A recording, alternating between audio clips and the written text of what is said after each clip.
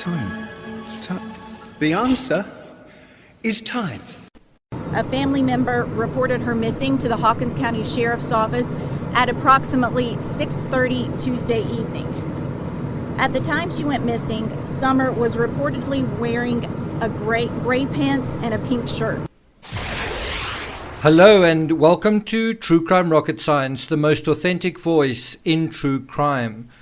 Today is day 37 since 5-year-old Summer Wells disappeared from her home in Tennessee.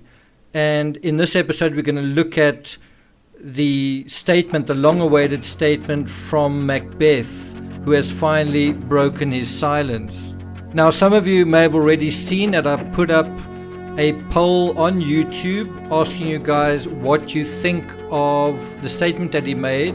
I think part 1 has been put up, part 2 will come up later today. And so far, most of you don't think that his interview was completely authentic. More of you think that it wasn't. And most of you think that, or most of you aren't sure, most of you don't know. And I've got the same basic response on Patreon. The minority thinking that what he is saying is true, more not believing him, and the majority just not sure. And I think there's nothing wrong with saying I don't know. In fact, I think that's a very good answer, to say I don't know, we need more information. And so that is what this episode's all about. It's going to try to help you in the one direction or the other. Before we get to that, if you haven't subscribed to the channel, please do like, share, leave a comment, and let's get started. So how do we go about analyzing the teenager's statement? It's difficult to put into words, but it's basically a process of juggling 3 balls, at least 3 balls. The first ball we're juggling with is Macbeth himself. The second is Candace and her statements about the same events.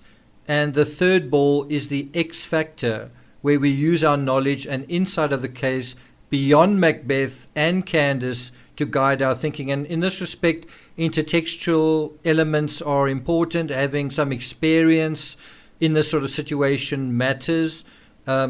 Clearly being able to juggle all 3 balls means we need a firm grip and perspective on each one. In other words, we need to be as informed as we possibly can be about the facts in order to diagnose what we're seeing and hearing. Does that make sense?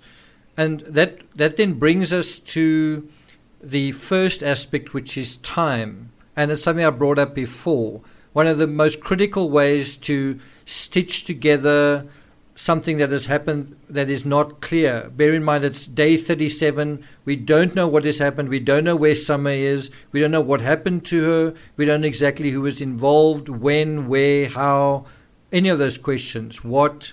And so one of the key ways to find that out is to go back in time to the day and find out from everyone who was with her that day what they were doing, when they were doing it, what they saw, what they knew, and get as much detail in that regard as possible.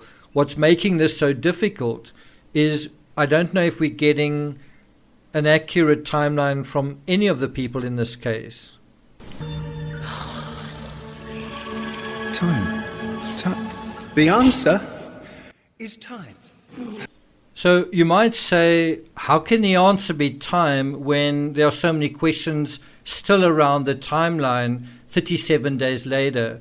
And that in itself is a riddle, but a riddle with an answer. And the answer is the fact that we're having problems with the timeline suggests foul play, suggests a cover-up, suggests that there needs to be suspicion, that someone is hiding something, that things aren't okay, right? The timeline should be simple at this point, and yet it's still kind of being patched together. Does that make sense? We're going to come back to that piecing together of it a little bit later in this episode.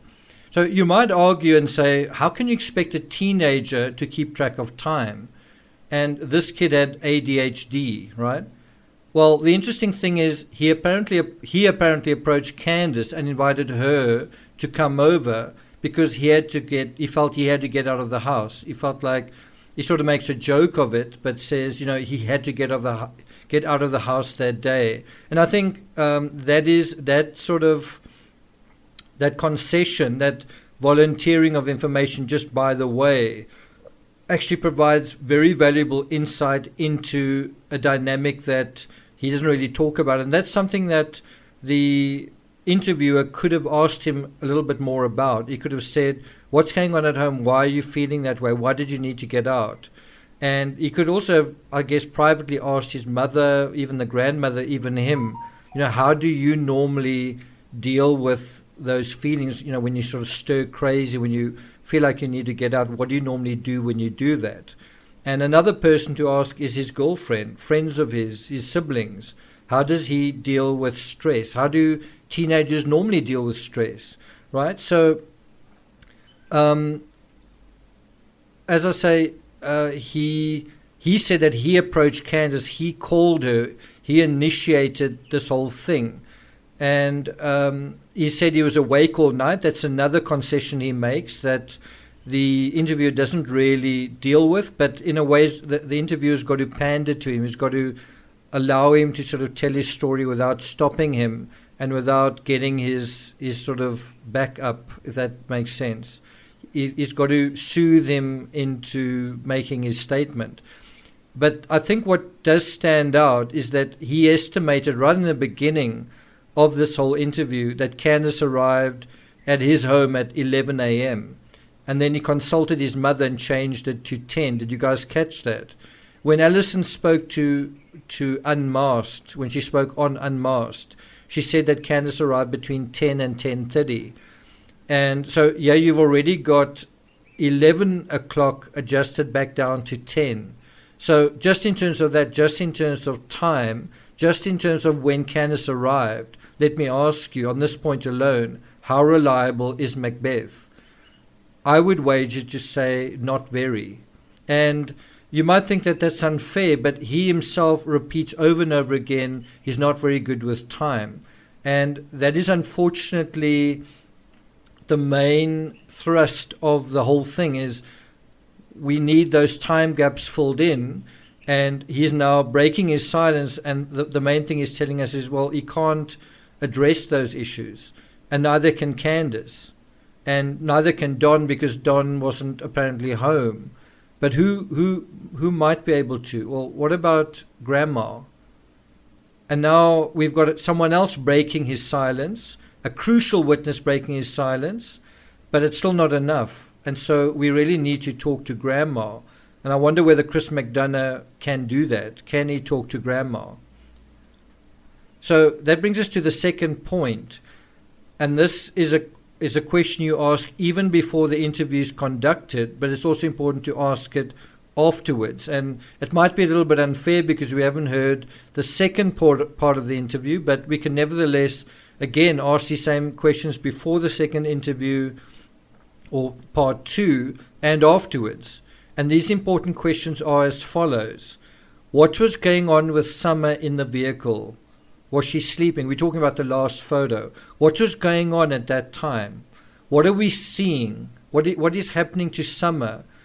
If you could sort of go back to that moment that video is taken, and sort of go from Candace back to Summer and keep the camera on Summer. What are we going to see? Are we going to see her slump even further down on the seat? Is she eventually going to roll onto the ground? Is she going to yawn? Is she going to stretch? Is she going to say, Mommy, I've got an upset stomach? Is she going to say that she's thirsty? Is she going to say she's got a headache? Is she not going to say anything? What's going to happen? What is going on there? Is she sleeping? Is she alive? What's going on? And so we want to ask this teenager what he knows about that. And you'll notice he seems to know very little. He seems to have very little information on that critical issue. He was one of the last people to see Summer alive, and on that question, what was going on. So let's just go through them. There are a few obvious important questions we want answered besides time.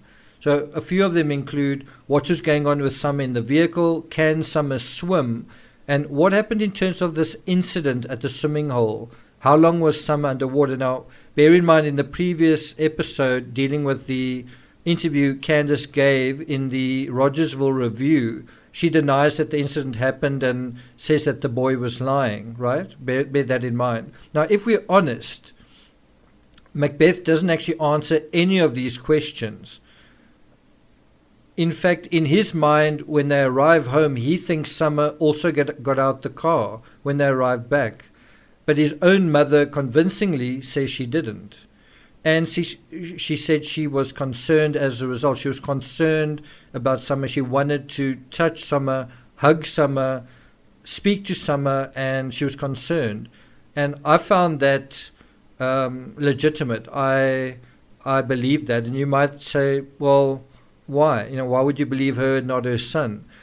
Alison's statement holds hands with the video Grandma took, right? In other words, if what Alison said is true, then you can kind of imagine when they drove off from Alison's home that Summer was asleep then and she was still asleep, or whatever state she was in when Grandma took the video. Does that make sense? So in other words, Alison's statement holds hands with the video, but Macbeth's doesn't. Macbeth doesn't really refer to the video and doesn't sort of reinforce sort of what's in the video. In fact, if anything, there's a discrepancy between what he's saying, and this is quite critical. There's a discrepancy between what he's saying about where they were sitting and where the milk jugs were and where where Summer was. And I don't know whether you noticed, all three people are sitting in the back seat. In other words, Grandma, Summer, and Macbeth are in the back seat. Is no one sitting in the front seat with Candace? And that seems to be something else that wasn't really registered during the interview or brought up. So in any event, in this very critical area, Macbeth's version isn't helpful. And yet he places himself right beside Summer. In fact, he's the person who was in the best position to know what was going on with her, and yet he doesn't know. He can't remember even the clothes she was wearing either, even though the image of Summer on the back seat is now part of the classic mythos of the Summer Wells case, right? He can't remember the clothing she was wearing, even though there are photos of the clothing she was wearing. We still don't know if Summer can swim or not. If she can't, if she couldn't, then allowing a 5-year-old who couldn't swim to swim unsupervised in the quiet, unpeopled sanctuary where they were was in itself reckless. So if you're going to a water hole, I keep saying that. If you go to a swimming hole and with the express purpose of you want to be by yourself, you don't want other people around, but you've got a 5-year-old with you that can't swim, then there's no one else to sort of indirectly kind of look after her or pay attention to her. It basically means the responsibility falls on you and only you to supervise, right? That is if she can't swim, but I think even if she could swim, that applies. But it applies so much so if she can't swim. So if they did that, let Summer swim unsupervised while they were preoccupied with something else for an extended time. And that is the key question here. Although they are saying, they weren't at, and this is something that Macbeth and Candace agree on, is that they weren't swimming for very long. They just sort of went there and they came back, right? But what if that's not true? What if they were there for an extended time, and what if something happened during this extended time to Summer where they weren't supervising her and something happened? And obviously the longer they are there, the more opportunity there is for something to happen. Does that make sense? And if something did happen, if they were there for an extended time and they sort of realized where's Summer, and Summer was actually under the water when they found her, they would be liable. Both of them would be liable, but especially Candace would be liable. And they would have something to answer for. assuming Summer did suffer lasting effects, right? They would have something to answer for, and even worse, there would be the previous episodes with CPS, which would show kind of recidivism, a pattern of neglect, right? And that's something that we've been trying to emphasize in a couple of episodes. Is neglect a factor? If it is a factor, how much neglect is there? Is there an excess of it? And excess is definitely a word to associate with this case in very many areas. Another time gap in Macbeth's story emerges when he describes fishing Summer out of the water after just 5 seconds. Do you remember that? Now, assuming Macbeth was on the bank with Candace, how long would it have taken him to enter the water where Summer was submerged and fish her out? Now, I want you to imagine this.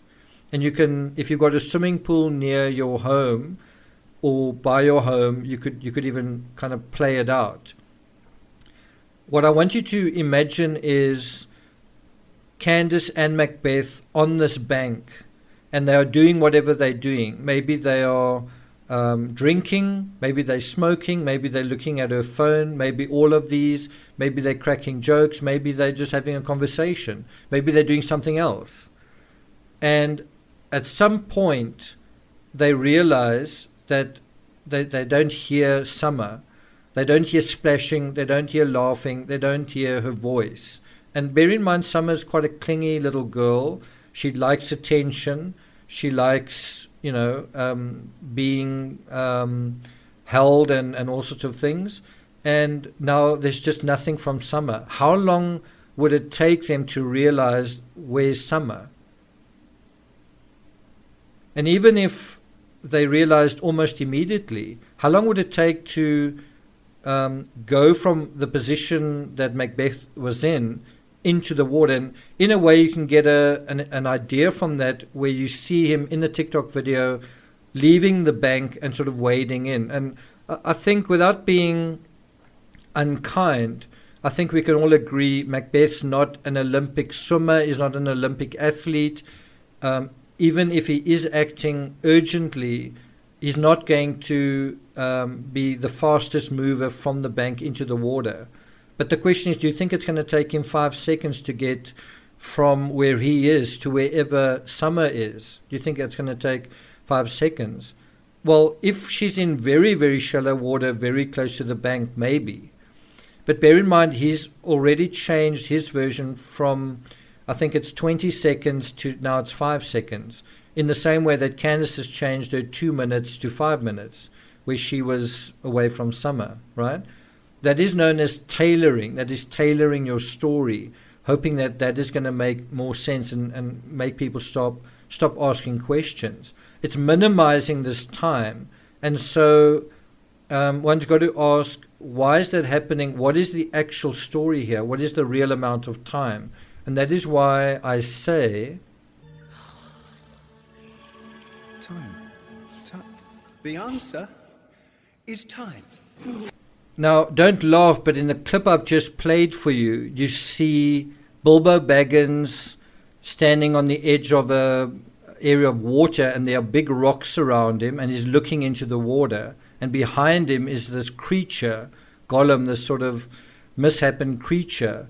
And that is when Bilbo says the answer is time, but he's looking into the water. I'm just saying it's kind of an interesting analogy, I guess. So I want to give credit to Chris McDonough. In this part of the story, he does manage to get Macbeth to make a major concession where he says, he didn't see her go underwater. So he actually has no idea exactly how long she was underwater. So, not seeing her go underwater means he can't actually say that she was underwater for 5 seconds, 20 seconds, or a minute. He doesn't know. And so you need to then take from that, when he got her out of the water, what was her condition? And his story is that she came out the water laughing. Do you think that that is true? Do you believe that?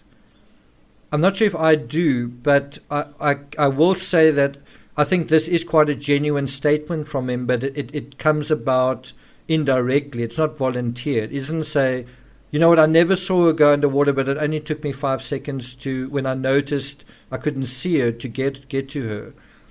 It doesn't come out like that. And I just don't feel comfortable accepting the 5-second story, given the stories that have gone before that, and given that we know what that area looks like, right? And given that it's not a swimming pool, it's murky water, right?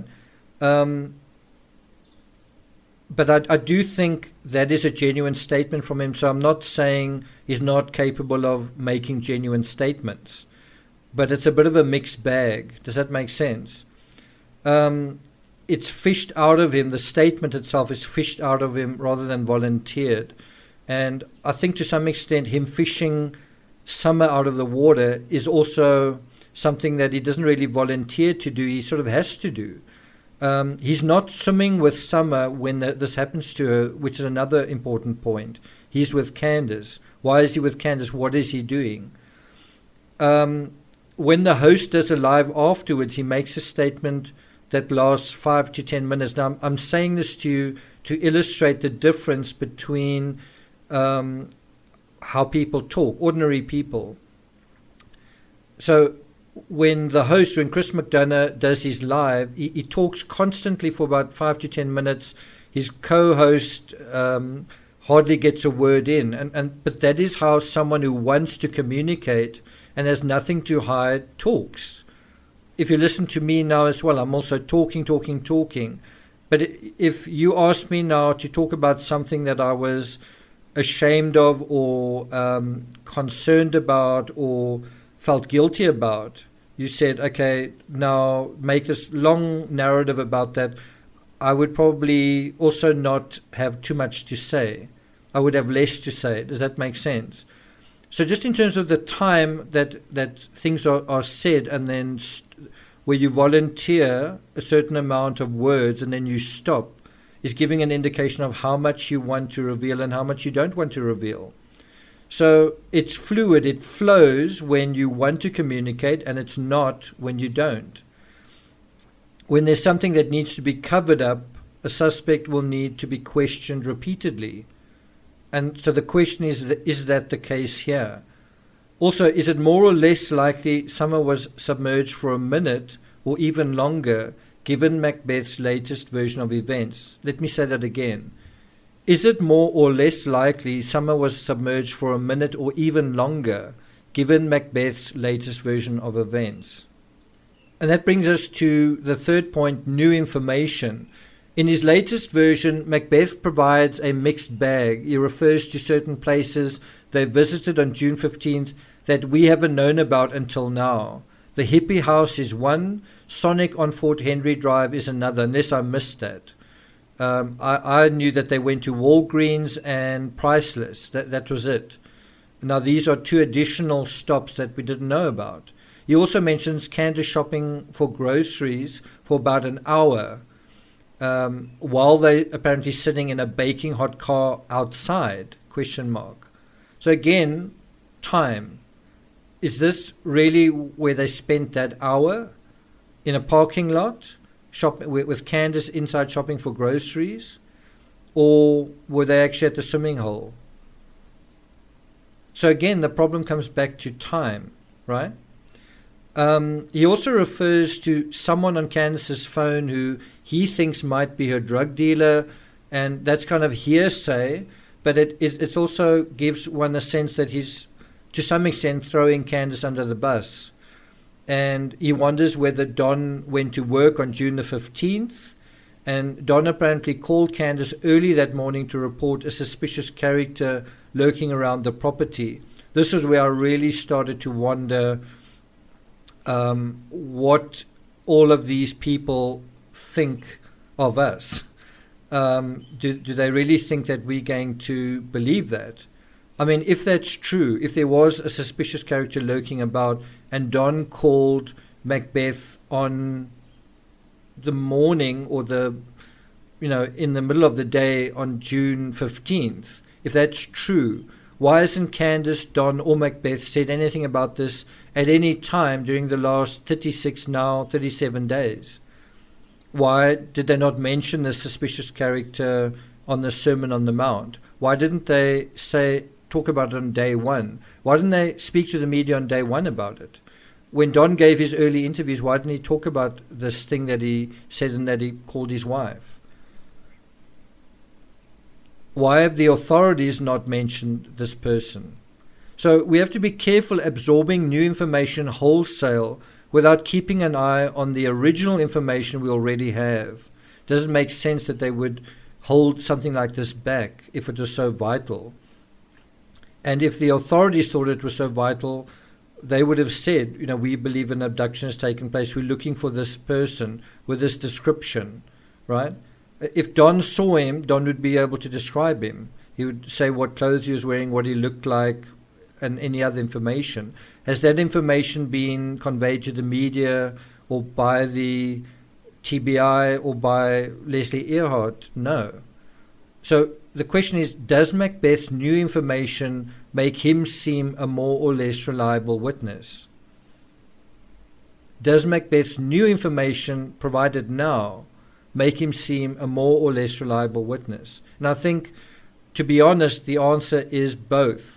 It makes him seem more reliable because he's providing some things that we didn't know, but I don't know whether it's very helpful, such as them going to the hippie house and the Sonic, right? Thanks for that information, but he's not really giving us much more information on the things we really need to know, like was Summer sleeping? And where exactly was he sitting in the back? And why were the milk jugs where they were? And why does his story not seem to quite fit with that? So in some ways, he's a more reliable witness based on the new information, but in some ways, he's a less reliable witness, right? So doesn't it feel overall like the timeline is being stitched together by hook or by crook? I mean, what that means is by any and every possible means, a version of events is being constructed over and over again, fine-tuned, until a possible alternate reality is achieved. We've seen this time and time again in other cases, including Jodi Arias and Chris Watts and Casey Anthony, where they sort of conjure a scenario and then they change this and that as they are told about what the authorities know. And then they try and find a narrative that will work given what they know the authorities know. If an artificial timeline is being devised here, what is being hidden? That's the critical question. If they've got to conjure up an artificial timeline where they are doing grocery shopping or sitting in a parking lot or doing whatever, what is actually happening? That's the question. And I think it's not rocket science. Is it really so hard to fathom? Is it really such a long bridge to cross to ask the question, what's being hidden? Is it really so difficult? That brings us to the fourth point, Macbeth's hero myth. In the schema of his own story, Macbeth sketches himself as the hero of the story. Rather than harm Summer, he saves her. In his own version, he does nothing wrong.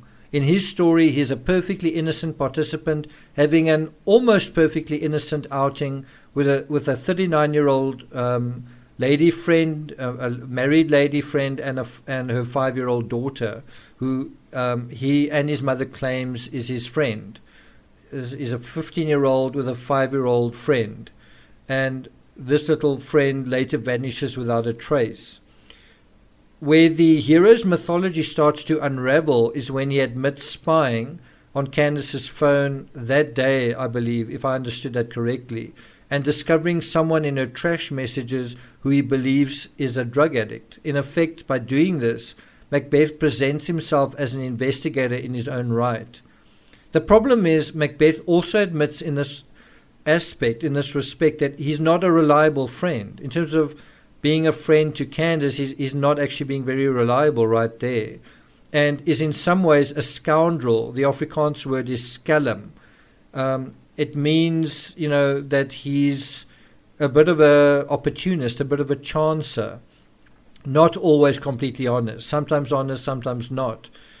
But in the way many 15-year-old boys are, and girls as well, Guess any 15-year-olds aren't are going to kind of start individuating and finding themselves, and they tend to give their parents grey hairs, right, as they test the boundaries of what's acceptable behavior. Or is, like any average 15-year-old, the most honest person you've ever met? Were you, when you were 15 years old, the most honest person you'd ever known? Were you more or less honest when you were 15 years old than you are now? Anyway, he also shares with McDonough how he fools Candace by placing his handset where hers was in order to pull off his little misdemeanor in plain sight. This indicates how Macbeth thinks of himself to himself, and is an indirect or unconscious involuntary acknowledgement on camera about his overall trustworthiness. So he kind of, with McDonough sort of taking the boy into his confidence, and, one's also got to ask, where is this boy's father? And so McDonough sort of plays the role of a encouraging, kindly uncle in a way, a friend, someone who's on his side. And then the boy kind of takes McDonough into his confidence and sort of says, I actually looked on her phone, and so on and so on. And although that's useful to us, it's also telling us a little bit about who the person is that he is.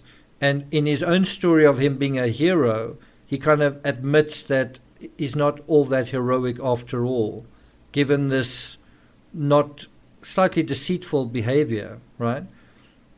Now, in a live on Friday, I'll be going into the psychology in more detail. Some of it's quite obvious. I don't want to go into it right now.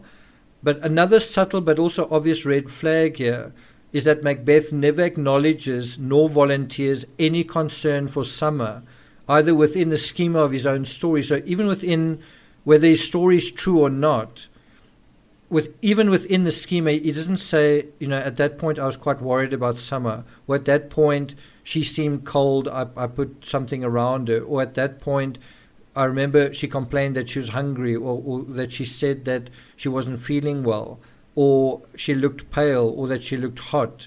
There's sort of no concern, and that's within the schema of his story. But there's also no concern outside of the construct in the present. He doesn't say, I've really been worrying about Summer. I'm worried something has happened to her. I was worrying that this and that and that and that. And did you know that Summer's got asthma, or Summer's got a health problem, or Summer isn't a very good communicator, or Summer is afraid of the dark, or Summer... None of that is really acknowledged. There's not a sense of connection, genuine connection to her as a person. Instead, you get a bit of a similar, it's not quite the same, but it's a similar thing to the Sermon on the Mount, where you're getting Macbeth defending himself and providing a story, but what seems to be lacking is this expressed concern for Summer. And that is something that McDonough, I think, could also have spent a bit of time on, is talk, he did a little bit, but talk about, times that he looked after Summer, or that he cared for her, or that he was concerned about her, concerned about her safety. Were you ever worried about Summer in her own home? Was there any kind of concern with her brothers? But all of that kind of thing might have put up kind of a barrier in his mind. Going in that direction may have made Macbeth reluctant to talk about certain things. But instead of showing concern for Summer, instead he minimizes whatever might have happened to Summer by taking his cue from McDonough and saying that Summer laughed when he took her out of the water.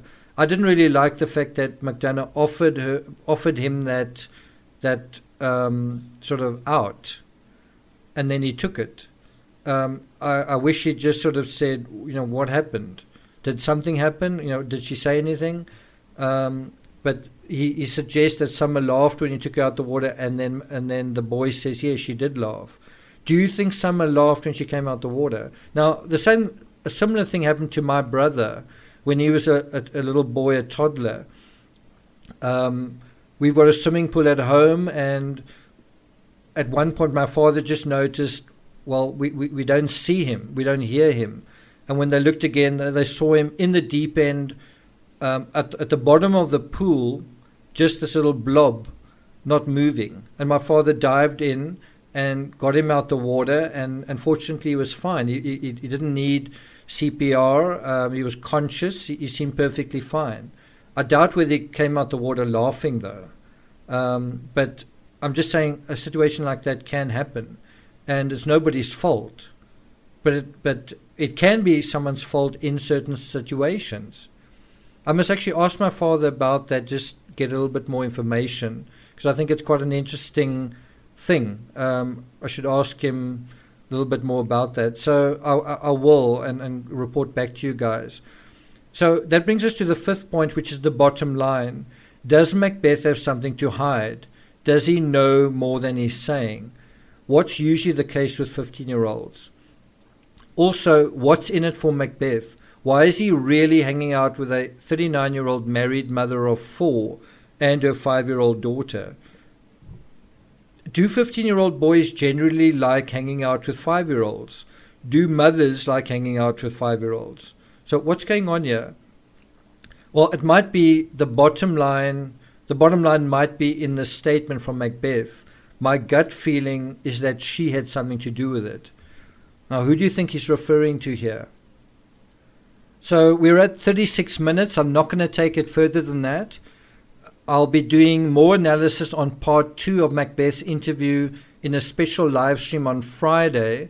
A few hard questions we need to ask and answer. Again, what's in it for him? Also, what's the actual dynamic of the triangle between Summer, Macbeth, and Candace? Thank you for listening, and I'll see you guys next time.